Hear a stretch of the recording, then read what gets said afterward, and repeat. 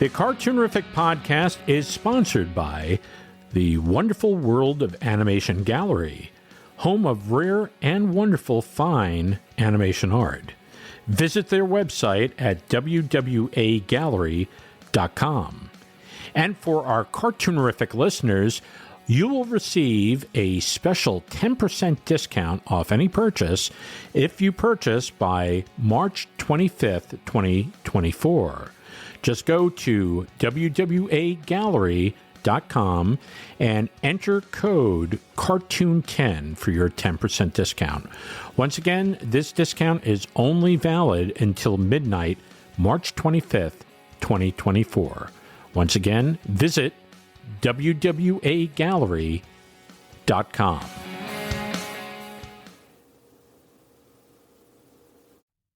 The following is a Cartoonerific Studios presentation. Welcome to Cartoon Fun, it's Cartoonerific. Yeah! It's Cartoonerific.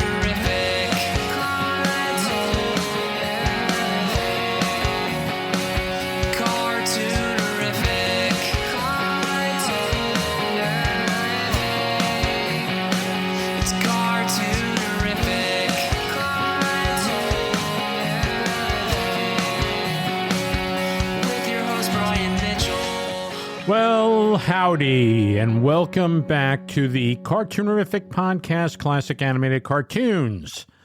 I am Niarb Lesham. That's Brian Mitchell backwards. You know, as I grew up in the 1960s and 70s, when I was going to school, we would see these films, these educational films. And some of them would be interesting to watch. Some of them would be really boring. And then we would get some that were really, really good.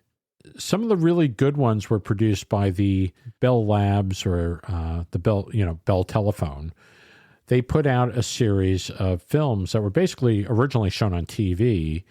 They were called the Bell Science Series. They got very, very good talents to work on these films. And they would talk about the sun, or, they'd talk about some of the science subject matter. But it would probably be somewhere in the probably around 25, 30 minutes long. And I may be wrong, but I remember them being about that length. But what was interesting about them was the early ones were directed by Frank Capra. Some of the later ones, Owen Crump. And then I think the last one was produced by Walt Disney Productions, believe it or not. But all featured animation from some very famous animation directors. I mean, Chuck Jones worked on one of them, Bob McKimson, Friz Freleng, Phil Monroe. UPA worked on the first couple of them. So, it's an interesting thing to take a look at. I believe that they're available on one of these video sites online. You can check it out. But it's the Bell Science Series. And so those were fun to watch. They were really well produced. But Disney actually had a division. They had the Educational Media Division. And their purpose was to either produce new content or take content that was produced elsewhere and repurpose it for schools. And sometimes they didn't have to do much. On the Mickey Mouse Club, they had a series featuring Jiminy Cricket, and they were short cartoons that taught about I'm no fool with fire, and I'm no fool with water, or I'm no fool with electricity, or I'm no fool on a bike. But anyway, they were fun shorts. They were produced in Technicolor, which if you've never seen a Technicolor print, it is eye-popping. The colors are it's visual candy. I've said this before. So Disney just went all out in producing these things, and they aired on the Mickey Mouse Club in black and white, and then they were repurposed for schools. They were sold to schools, and they would show it in assembly, or they would show it in a classroom with a 16-millimeter movie projector. That's how they used to do it back then. Today, it's all video, or they're streaming it, or they got a DVD or Blu-ray, whatever. That's today. But back then, it was movie film on a projector, showing it on a screen. And I loved that. I really loved that as a kid. But other films that Disney used, like Ben and Me, which is basically a feature film that is shrunken down to under 20 minutes, somewhere between 16 and 20 minutes long. It is a wonderful, wonderful film that talks about Ben Franklin, and it features a little mouse that basically comes up with all the ideas for Ben. So it's a charming, charming short subject. I've always loved it. But anyway, that was shown in theaters originally. Disney took it, repurposed it, and put it out there in educational media for schools. There is a very, very famous Disney film called Donald and Mathmagic Land, and it was produced in the late 50s, also produced in Technicolor. It was shown in theaters, and then it ended up on the Disney TV show in the early 60s on NBC. And it was not the whole show because it's only about 20 to 25 minutes long, 26 minutes long, somewhere around there. But it was repurposed for the Disney TV show. And then it ended up going to schools. And it's one of the most famous educational films featuring Donald Duck. And there were other shorts. There were other things. They've taken feature films and repurposed them for educational media, trying to create some sort of a message. It influenced a lot of people. It influenced me, and there's many other people that love those educational films that were done. Well, our guest today, and we have two guests today. It's the first time on the Cartoonerific podcast where we have two people instead of one person being interviewed, husband and wife. It's Jennifer Klein and Bert Klein, and they are incredible talents, amazing animators. Jennifer's gone into story work now, but they worked on some of your favorite movies, hand-drawn and CG animation. Their series, Pups of Liberty, is basically a homage. In my mind, it's a homage to all those wonderful educational films that came out in the 50s and 60s and 70s. The series teaches kids about the history of this country, how it was founded, and the struggles for independence. But it's done with cats portraying the British and dogs portraying the colonists. And it's really wonderful. I love it. But anyway, they are here to talk about their careers and Pups of Liberty. And they're coming up next, right after this.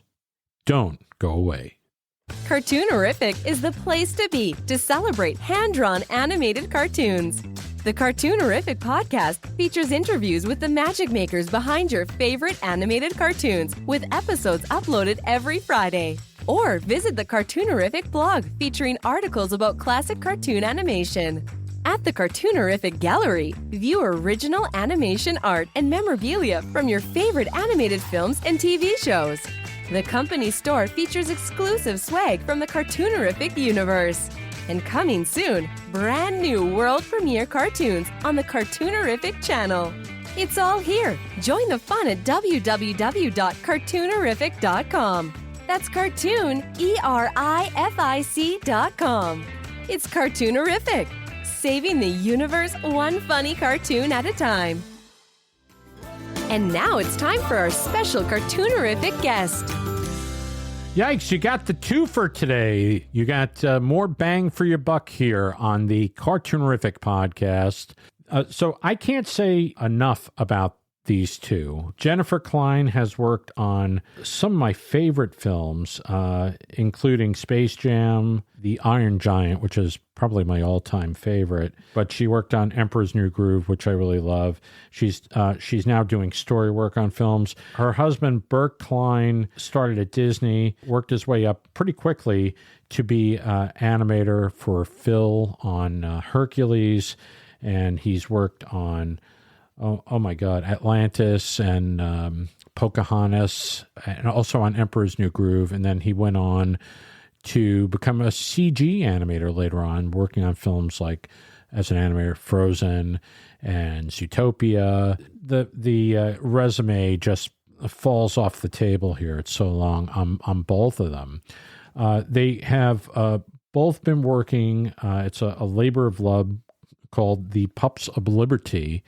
It is a series of educational films about the founding of this country, and it's told through dogs and cats. And so the dogs represent the colonists, the cats represent the British. So anyway, I think it's a very, very entertaining series. It's fun. It reminds me of Winnie the Pooh. It reminds me of Ben and Me. I mean, there's so many different influences there. And one of the main voice people there is Phil Proctor, who is the narrator, and he does a bunch of other voices for them. And they spoke very, very highly of this gentleman. But anyway, here they are, Bert and Jennifer Klein, or Jennifer and Bert Klein. How you doing today? Hi, how are you? Hello there. Yeah, we're doing pretty well. It's nice out here. You're in California. I'm here in New York, and it came close to 80 degrees today in November. Anyway, let's go into your histories, because I'm sure everybody wants to know how you got your start in animation. And let's go back to like when you were kids. So, Jennifer, tell me a little about your childhood. Well, I always loved animation, and this was kind of like on the cusp of VHS.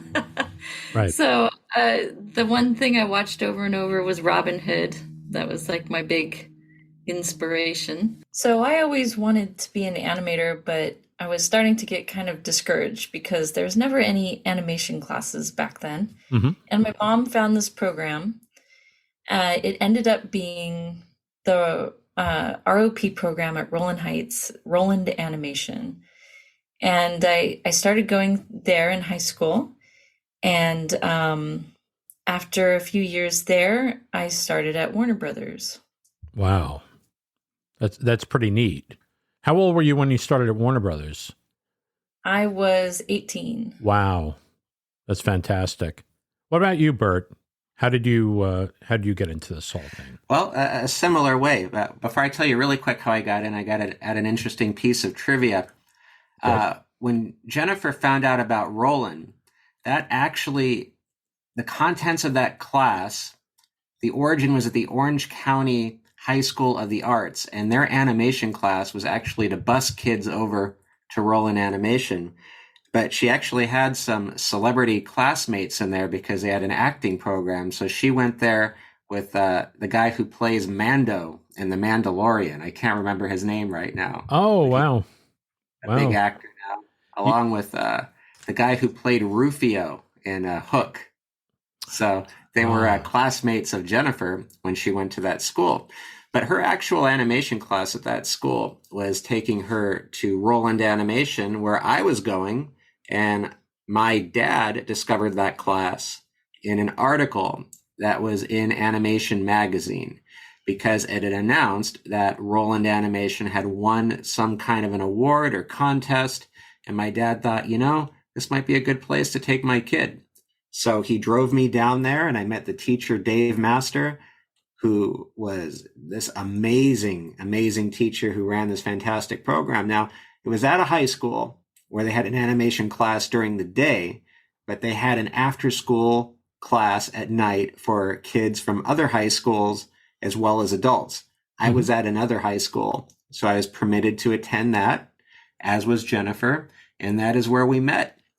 Oh, I was a year ahead, and after my work, actually, I began to do some work while I was in that school.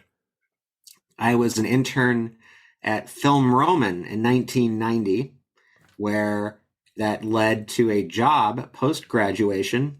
Mm-hmm. And then after that led to me starting at Disney Feature Animation. So a lot of little fun stories in between there, but that's the gist of how I got into the business. Pretty neat. What were your influences? Did you, obviously you were into animation, but what were the things that you liked when you were young? For myself, all kinds of animation. My teacher, Dave Master, gave me these great videotapes called Masters of Animation that talked about the Hubblies, Bill Littlejohn, just all kinds of great stuff. Richard Williams, a lot of independent stuff. I actually saw myself as sort of, being really attracted by that. I didn't think I would be good enough to work at Disney. And I remember there's a lot of great stuff like the World Animation Celebration at the time showing shorts. I know Spike and Mike was coming up soon. So just any and all kinds of animation. I think when I saw the cell animation moving, I guess maybe we called it cell animation then. I don't know. I was so enthralled by it and wanted to be a part of it. Wow, pretty neat. So you two met there. Did you developed a friendship there? And so Yep, we met there, and he ended up kind of being my first mentor. Well, so to speak, because I wanted to meet her. But yeah, one that lasts today. What's it going to be this married, Jennifer, this March? Is it going to be 27 or 28 years? 27. Are you sure? Yeah. See, so many. Yeah, we have two wonderful kids. Emily and Aaron. right. Yep, one that still lasts to this moment. Yep. Oh, pretty neat. Oh, the person you went to school with was Pedro Pascal, right? That was it, Pedro. Yeah. Yes. Pretty It neat. was a great school. They have 2 campuses now. Cool. They've outlasted Roland Animation.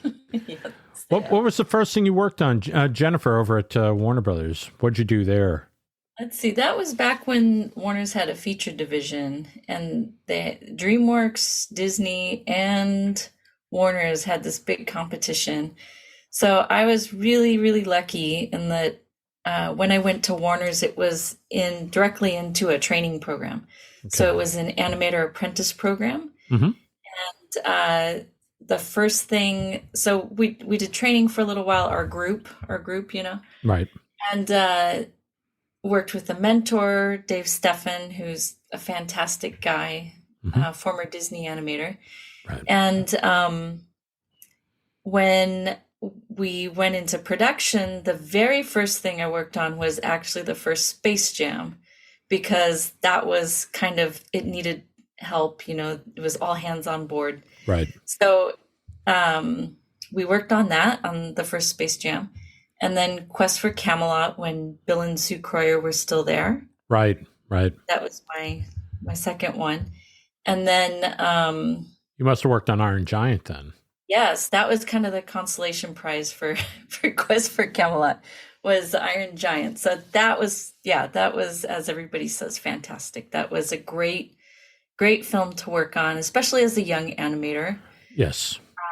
Brad is a very nurturing director, and also one that I think probably the only director I've worked with that really is interested in growing an animator. Mm-hmm. So he had a really young crew for the most part, but I came on and I was young. I thought, oh yeah, I want to do the mom. I want to work on all the girl characters.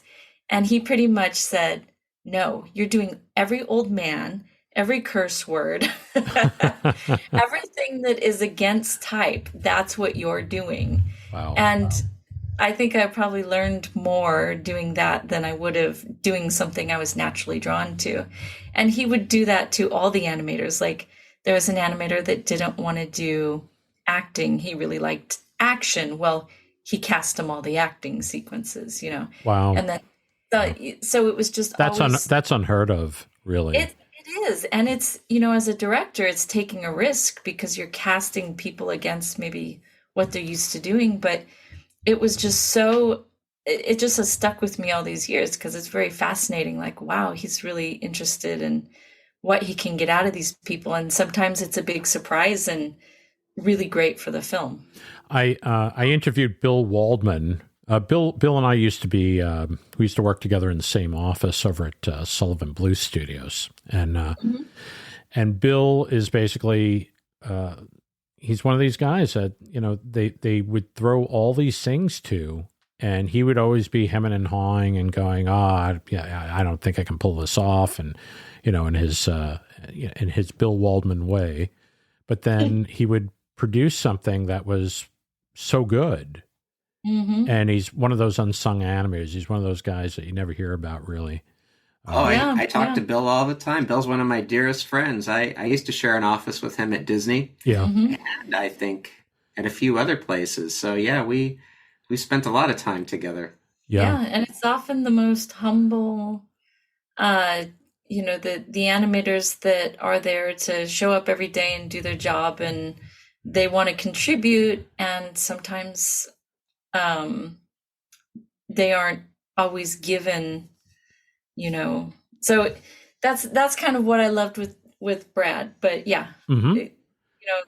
there's so much talent, and there's just so much things that we can do as artists and grow as artists if given the chance. So Absolutely. The one thing I want to tell you about Iron Giant, I was teaching at that time, and I took the class out, and there was a movie theater across the street, and we saw Iron Giant in the movie theater, and I had not seen it yet, and I figured this would just be a good thing to do, and then we could talk about it afterwards. But anyway, we went into the theater and we sat down. We watched the movie. It's a great movie, but it's one of the very few movies that my jaw dropped in the middle of it when the giant could fly, and to make that happen, to have to have anybody sit there and just go, wow, in the middle of an animated movie.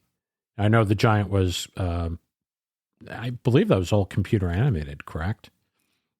mm-hmm. Yeah. Yes. But it was everything leading up to that, which just amazing. But that doesn't happen very often, where I go, wow, Mm-hmm.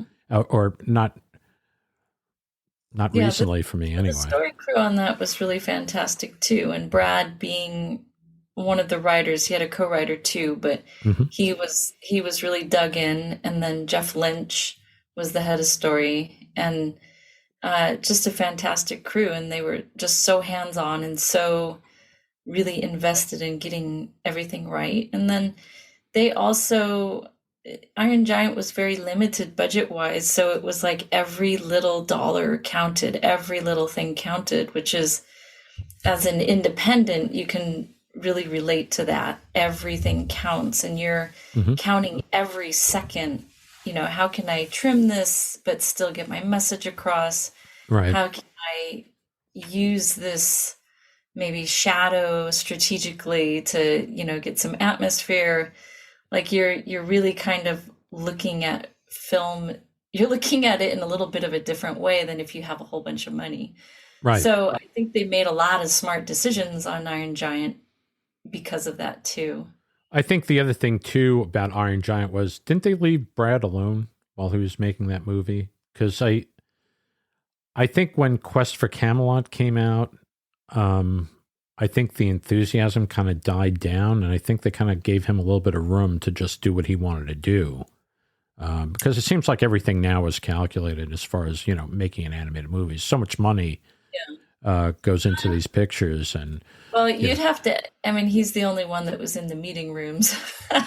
So I can't say for sure if they left him alone, but right. At that point, the division, I think, wasn't really expected to continue. Right. So there was a little bit of, just make the movie. Right. A little bit of dismissiveness. But as far as being able to do whatever he wants, I don't know about that. Right. Some of that is also just limited by the budget. There was a sequence that was all completely cleaned up, and it had to get cut out because they couldn't afford to ink and paint it and do effects. Wow. It was already animated and cleaned up and, practically there, but they just couldn't afford it. Wow. So there was decisions like that. I'm sure he would have rather had that sequence in. Sure. The money wasn't there. So, yeah. Yeah, it's sad. You know, Mhm. well, I think they were I think they were writing it off before it came out. So, Probably. but Well, at least I'm surprised it still got a theatrical release. You know. well, it's remembered and it's a classic now, and so it's still the thing I'm proudest to have worked on. So I'm glad that people still appreciate it. Well, I do. Yeah. I think it's a great movie. Hmm. Bert, what were you doing up until that time? You're over at Disney, right? You went to Let's film. see. Yeah. Oh no. Sorry, Brian.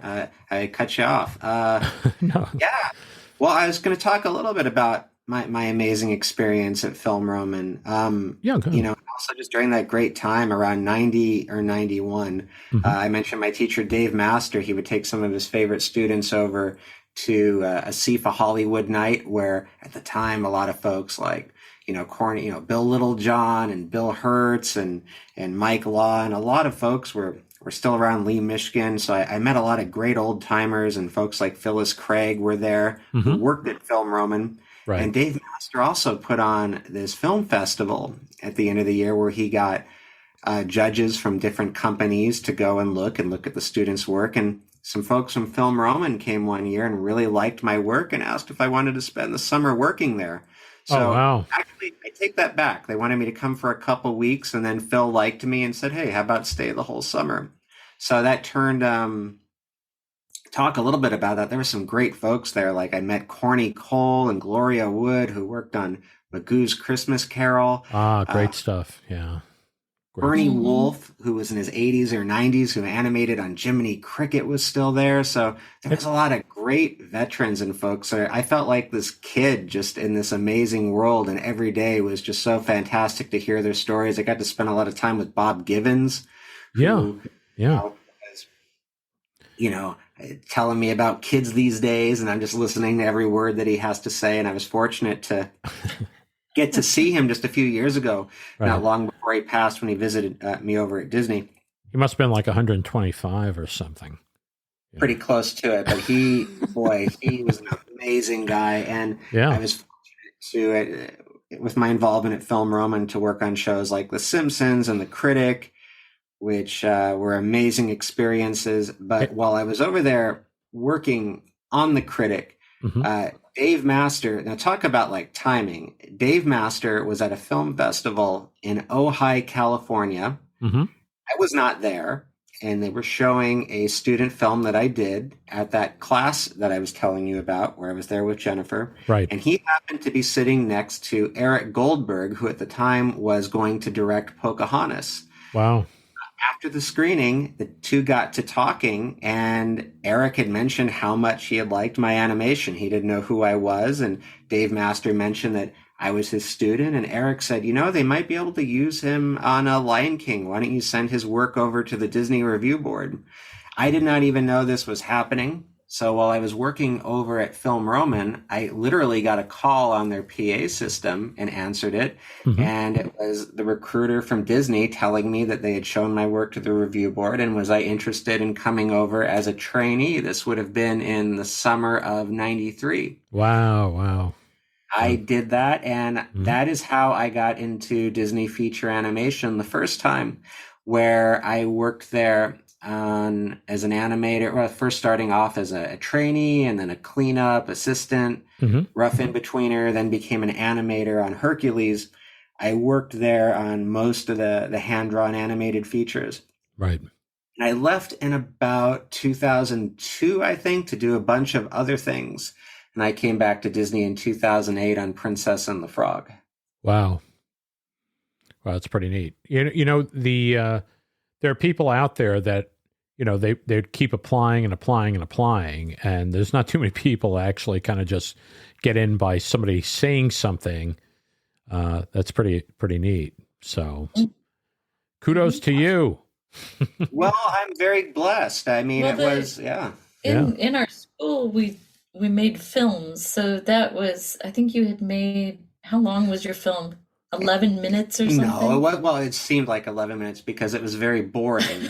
But it was a very long pencil test that I did that last year. And it was interesting because Dave Master, again, I owe so much of my career to him. He gave me this incredible advice because it was going to be we knew Lion King was coming out. It was called King of the Jungle, and he said, do a film with animals. I think the folks at Disney all like it. And I thought, well, isn't that kind of pandering? Like, do I really want to do that? Is it too obvious? But you know what? Not only did I listen to him, but because of the providence of him being at that film festival with Eric Goldberg, the two things lined up. So, I mean, I did a lot of work for it to happen, but that fortunately, I owe Dave Master so much. Those things bore fruit. Mm-hmm. Yeah. Well, sometimes you have to do that. You have to kind of gear it for what they're looking for. And no, that was pretty smart of him to do that and suggest that. So, yeah. So Jennifer, just going back to you now about, so you came off Iron Giant. Warner's was pretty much done. Where'd you move on to from there? Yeah, there were a few people who were able to kind of carry over to Osmosis Jones, but the bulk of us were given an end date. It was just the department was done. Mm-hmm. So I went to DreamWorks. I had been really lucky to work with Tony Fucilli at. He's a great guy. He's really great. I worked with him on Fern Gully. And he gave me all the human characters to do. Mm-hmm. But no, he was just very, very easy to work with, and he made it very accessible. Yeah. And I'm sure you'd probably agree with that. Yeah, and just his drawings were fantastic. His leadership was great. He was a very good supervisor. He would be in there for director time every meeting. Brad started this open room director time, where in 2D you'd never done that before. It was more like a dentist office or doctor's office where you'd go in and see your director by yourself. Right. But he started this thing because we needed to accelerate learning. So he had us all in the room showing our scene at one time, and then everybody could hear the notes and the solution, rather than this knowledge being just given to one person. Right. So Tony would be in there, and he'd be doing drawings too on the board. And he was a great person to work with. So I thought, well, who do I want to work with next? And El Dorado was crewing up. Mm-hmm. So I really wanted to work with James over there. So I was able to get to DreamWorks and work with James on Tulio. We're talking about James Baxter?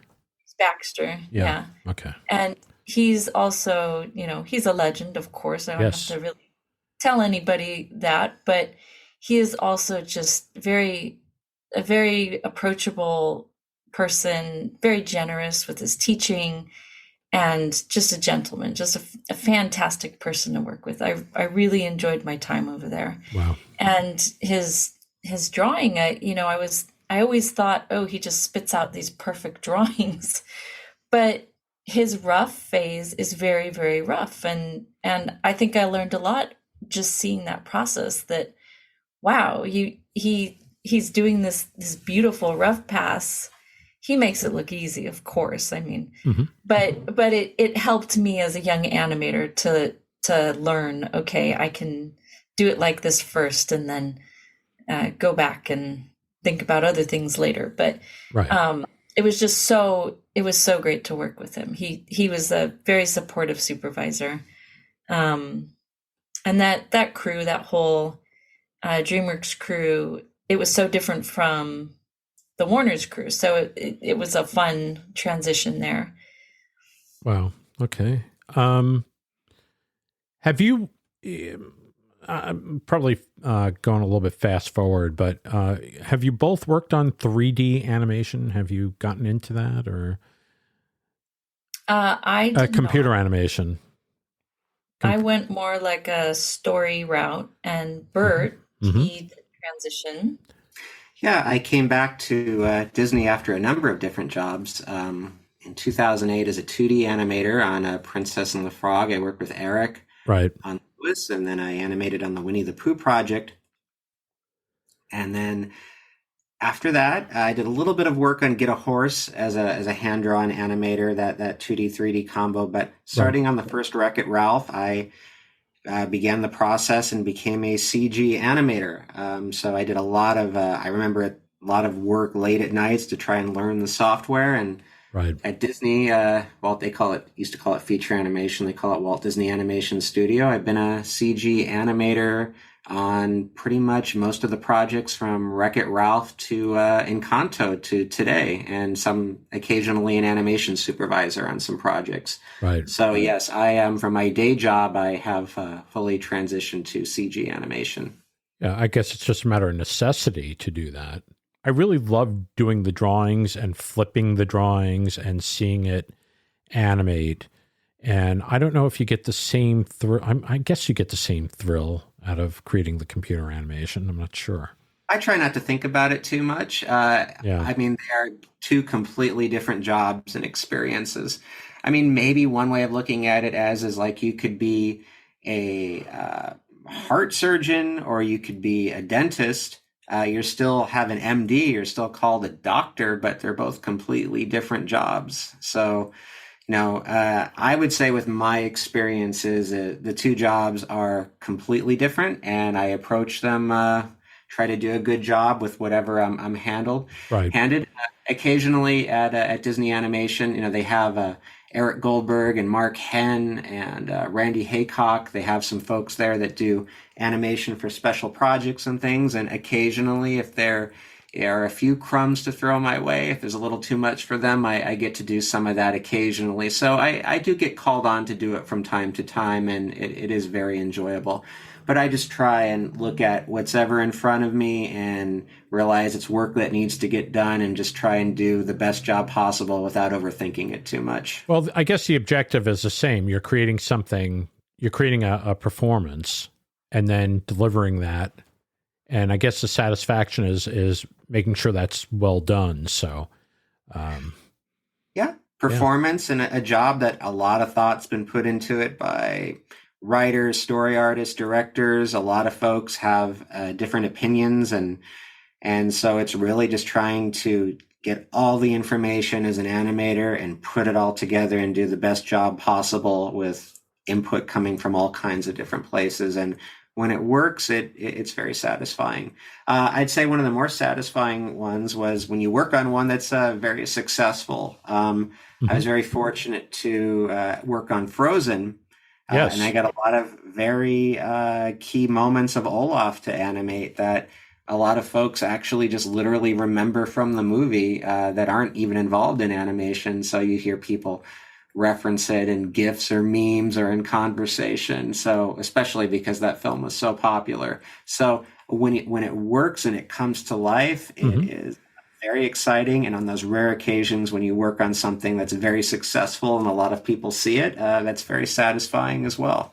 I happen to see one scene. I guess this may have been on the Blu-ray, but it was a scene, I believe Mark Henn animated it, where Moana, where she's over by the water. She's very young. She's, maybe 2 or 3 years old, and she's by the edge of the water, and the water kind of comes up and kind of twirls her hair a little bit and kind of spins it around, and it's a very cute scene. It was very cute in CG animation, but I saw the pencil animation that Mark Henn did as a guide for that scene, and I was like, wow, that was really nice. It was really, really nice. Oh, Mark Henn is a huge influence, and he'll be called upon to give do that kind of work. I remember on Big Hero 6, he was did that role on there, and I got to animate a key scene at the end where Baymax, is back from the dead, and him and Hero come together and they do this hug. And I was doing the scene and I showed it to Mark, and Mark did a draw over digitally over my CG, just placing Baymax's hand on Hero's head in just the right place. And he solved that pose. Right. And it just made the whole thing come together. Just a few quick pencil lines made a shot that wasn't working absolutely work. So I treasure those, any moment I can to work with a master like that who can can bring that to the table. He was another kid that started, I think he started when he was 18. He got into Disney pretty young. And then I guess he blossomed, right? Blossomed pretty quick over there when they started giving him some Mickey animation on Mickey's Christmas Carol. So, oh yeah, Mark is like none other. Yeah, wow. Very, very neat. We're gonna talk a little bit more about Mark Hen coming up, but Jennifer, when you went into story, you started doing story work on films. What did you end up doing? So you went from animation and then. Well, before we talk about that, yeah, I went over to Disney for Emperor's New Groove. Oh, we forgot. Oh, yes, there you go. One project we both worked on together. Yeah, that was the only film. I just want to say, I really do like that movie, and It's still funny. It's still very funny. It's very funny, and I mean Patrick Warburton and David Spade, and. Well, I like David Spade, but I'm not like I've always felt that he's kind of been like this secondary character in a lot of the movies he's made. But in that particular picture, there's something about his performance in that movie that is probably better than most of the movies he's been in, because there is a softer side to him. With Emperor's New Groove. Yeah. The writer on that too, Dave Reynolds, is hilarious. He's a good guy too. He's fantastic, and just the writing on that is very funny. It's an excellent. You both worked on that movie, right? Bert was on. I was an animator on the Pacha character, and Jennifer was an animator on the Cusco character, which was the David Spade character. Wow, very neat. Very neat. John Goodman. Yeah. Oh wow. Yep. So that, and we did one sequence together. They gave us the whole sequence of the Cusco llama and the Pacha character talking in the diner. And the day that I finished the last scene, they cut it. Oh no. So no one will ever get to see our only collaboration. Do you have it tucked away somewhere, or did they save it? Or I'm sure it's somewhere. I have pencil tests of my side of it. Right. I don't know if we have it together. So maybe somebody in a cut somewhere has it, but yeah. That is but it was a great sequence, and it was funny. Well, I guess you're in good company because Ward Kimball years ago animated 2 great sequences for Snow White and the Seven Dwarfs, which was a soup eating sequence and the bed building sequence, which I happen to see both. I mean, one was actually put on TV years ago, but I've seen both sequences, and all his work was chopped out of the movie. So I guess you're in good company, Yep. Interesting. Now, I could be wrong on this if anyone wants to correct me, but from Bernie Mattinson, who I work with, he was telling me a bit of interesting trivia about the soup eating sequence. The soup eating sequence was cut before it was entirely cleaned up. And when Bernie started at Disney as a cleanup artist, that sequence was actually completed in the 50s to air on television, and that was one of the first things that Bernie worked on when he started at the studio, was working on almost 20-year-old Ward Kimball animation, cleaning up those drawings. Isn't that amazing? Yeah. Here you go. We're putting this on TV and pulling it out of the archives. I'm surprised it still existed. At that point. Oh, they keep everything there. I one of the things I worked on at Disney, I was John Pomeroy's rough in-betweener on John Smith on Pocahontas, and that was before I started animating on my own. Wow. And a song called If I Never Knew You, which was fully animated in pencil test. That's a great deal of what John worked on, and I followed him up doing his rough in-betweens.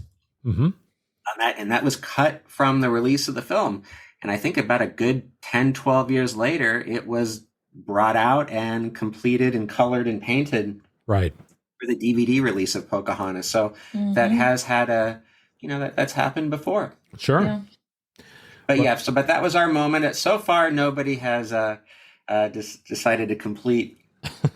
Disney, if you want to do an extended cut of Emperor's New Groove, there are some very fun Cusco and Pacha sequences. Now, I think they did have some extended cut. It was like this big gold 2-disc edition, Emperor's New Groove. So they didn't put it on that. I did not see it on that. No, unfortunately. I remember that. And I remember looking on it thinking, oh, I wonder if that's on there. Nope, it was not on there. So it was funny, too. It was cute, There is one shot of yours that still exists from the very beginning and an onion log to split. And then there was a long, funny conversation between Cusco and Pacha, which was followed. That's the stuff that was cut. Yeah, and that's the stuff that was cut. And the stuff that's in there now was always in there, but it was twice as long. So I think it was for length. But it was a fun bit. I hope they would restore it someday. But that was a fun film to work on too. That was well, it was a very fun film to watch. I really enjoyed it. I'm just kind of curious, when you've worked on all these films, I mean, I've run into Barry Manilow. I've run into Peter Townsend, Charles Nelson Riley. A lot of people may not know who he is, but I've seen so many different people, Clint Eastwood and stuff, working at Warner Brothers and stuff like that. Did you ever meet any famous people? They come around and take a look at your work, or? Well, no. Hold on, I'll have to. Jennifer met one of the most famous people ever when you left Disney. Tom Hanks. Oh, yeah. I did. Tom Hanks is everywhere. Okay. Tom Hanks is Tom Hanks is. They say Elvis is everywhere. No, that's not true. It's Tom Hanks. Yeah, probably the most famous person I met is Tom Hanks, and that was I had left Disney to go be a story artist on Where the Wild Things Are with Eric Goldberg. Oh wow! It was at Universal, and we were in this dirty, dingy trailer, like way in the back lot. But the other story artists were Sue Nichols and Brenda Chapman. Okay. So it was me, Sue, Brenda, Eric, and Dave Reynolds, who is the writer of Emperor's New Groove. So it was a great trailer, fantastic. And we had a golf cart. And every day at about 4:00, Sue and Brenda and I would, or at least Sue and I, would ride around the back lot and see what was going on and watch the shark ride and stuff like that. Shark tour, Yeah, this was a Universal. Yeah, this is at Universal. Universal, yeah. And Where the Wild Things Are was being produced by Tom Hanks' production company, Tom Hanks and Gary Getzman. Oh, you got a good memory, yeah. Yeah, that sounds right. Yeah, so one day, we were kind of alone for the most part, and they would have phone calls, but one day they came in for a meeting. So, we're like, oh my gosh, what are we going to do with this trailer? It's like, how are we going to make it look nice? So Sue Nichols, I think she got some table stuff, a little centerpiece, and she got trail mix. I don't know why, but that was her thing, trail mix, and she put M&Ms in it. Right. And we weren't, us story artists weren't really part of the meeting. It was mostly Eric. So we were just on the other side of the particle board wall. I mean, this thing was so thin. It was like cardboard wall. So we were just on the other side of the wall, looking through the crack and listening to the meeting. And I remember after the meeting, Sue went and looked at the bowl of trail mix, and she says, because Tom Hanks was the only one eating out of the trail mix. He was sitting there picking at it. And she says, he ate every single M&M out of the trail mix. Oh my God. And then we're like, oh, he touched this trail mix. His fingers have been in this trail mix. So that was our big thrill on that project. Wow. and it's funny. I think he's diabetic too, which, yeah. But yeah, he was very sweet and gracious. And, there you go. What about? As far as we could tell, the meeting was fine. There you go. What about you, Bert? Is there any big name that you stumbled across, or Celebrities that you meet? Let me try and recall a few.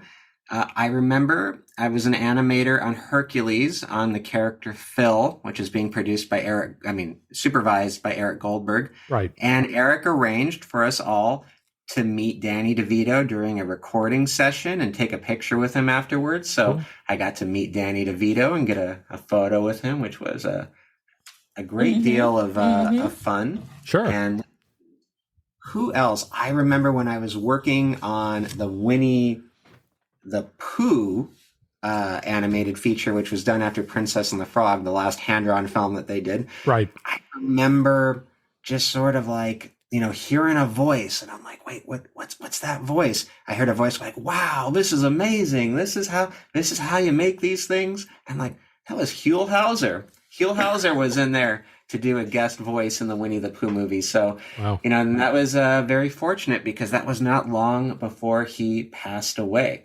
Wow. Some famous folks. Well, one of the jobs I did when I was away from Disney is I was an animator at Wedded Digital, doing CG on the Lord of the Rings movie, Oh, and okay. got to see some of the actors in person there because folks were there, and you got to meet them, and you'd see them around. A lot of great fun experiences. What was an interesting one? I remember on the Simpsons movie, I was the lead animator on the Simpsons movie, and at the wrap party, David Silverman, the director, introduced me to James L. Brooks, which was fun. He's Oh, I sure. don't know if he's a celebrity, but he's a highly well-known guy. And David mentioned to Jim some of the stuff I did on the movie, so that was very fun.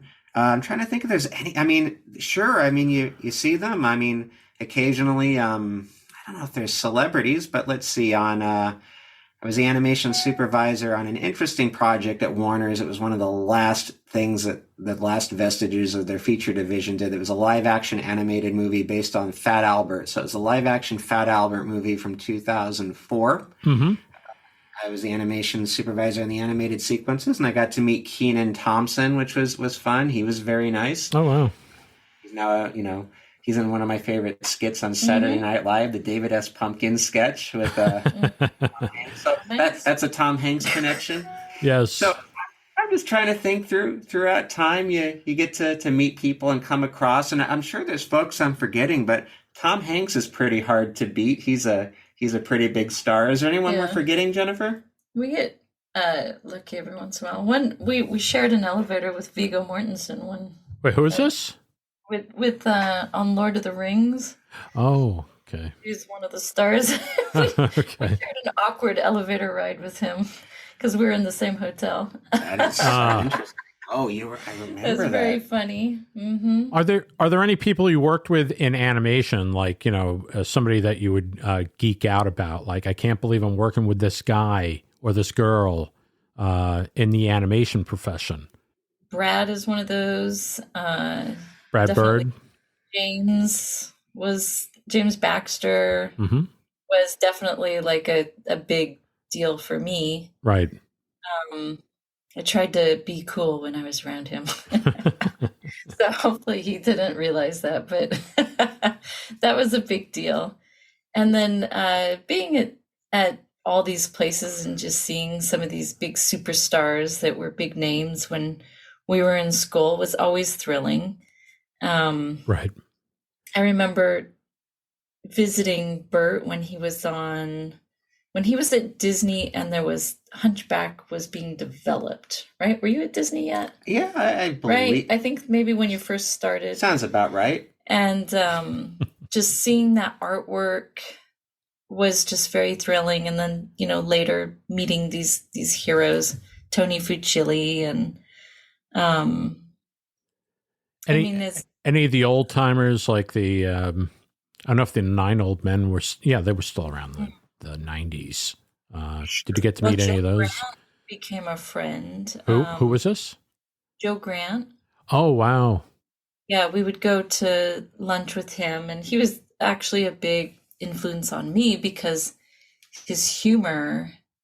Anybody who has known Joe, and Joe Grant was the head of character design in the at the very beginning of, like in the 1930s Disney. Yeah, head of character model design department. Yeah, he co-wrote Dumbo. He would sign Yes, he was- every model sheet, and brilliant artist. And I got to know him later in his life when he was in his 90s. Wow.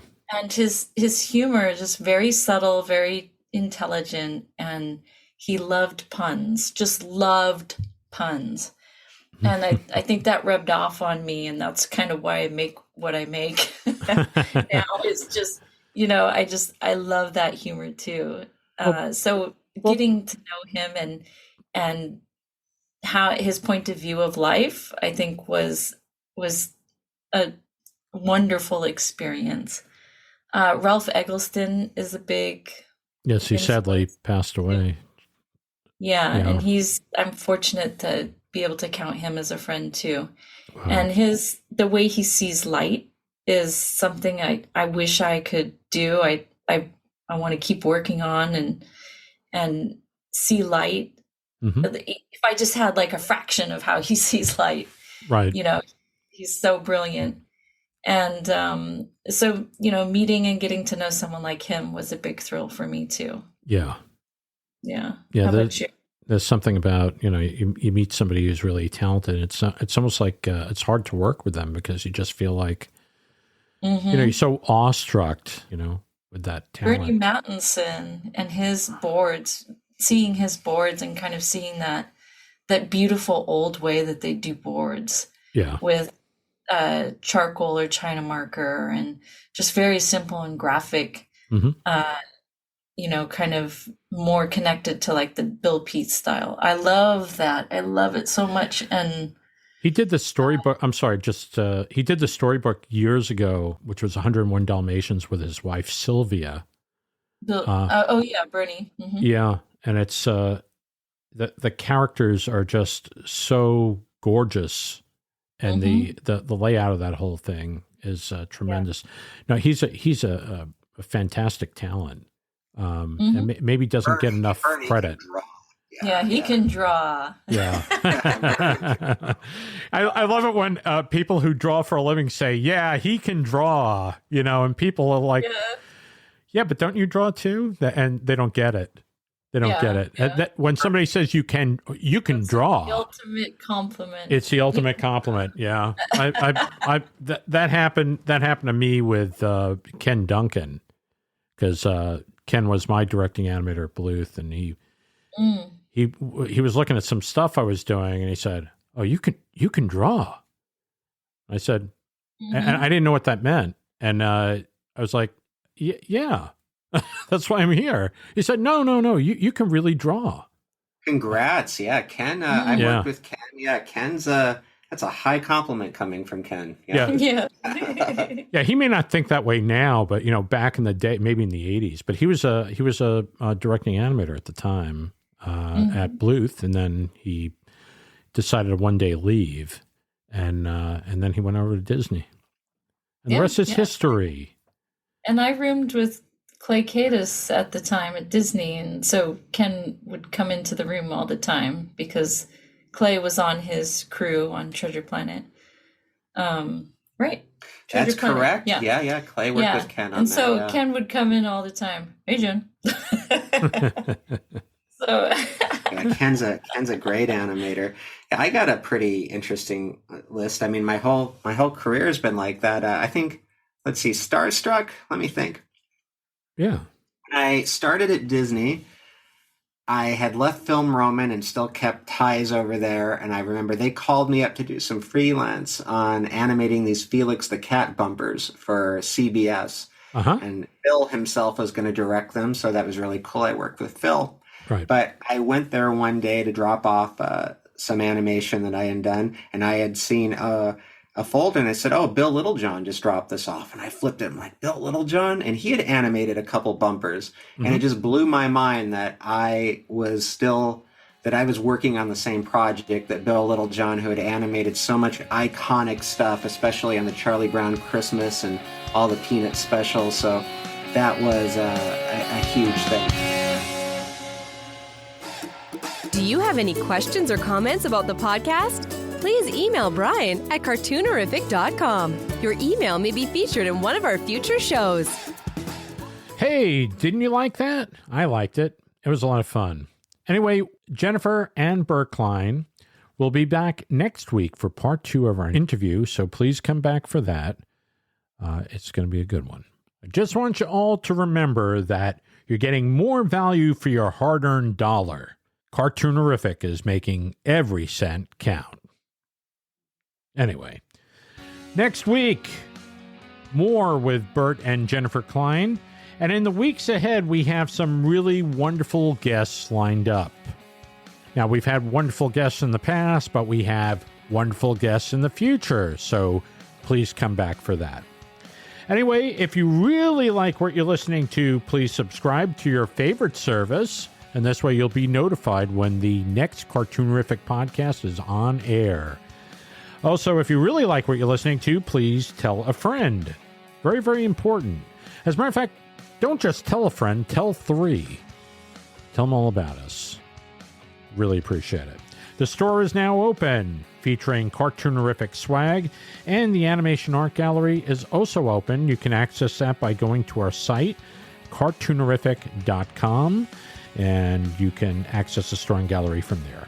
So anyway, I want everybody to have a great day. I want you to have an excellent week, and thank you once again for tuning in. This has been a Cartoonerific Studios presentation.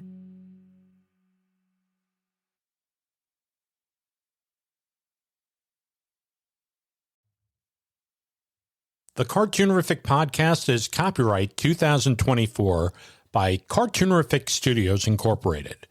All rights reserved.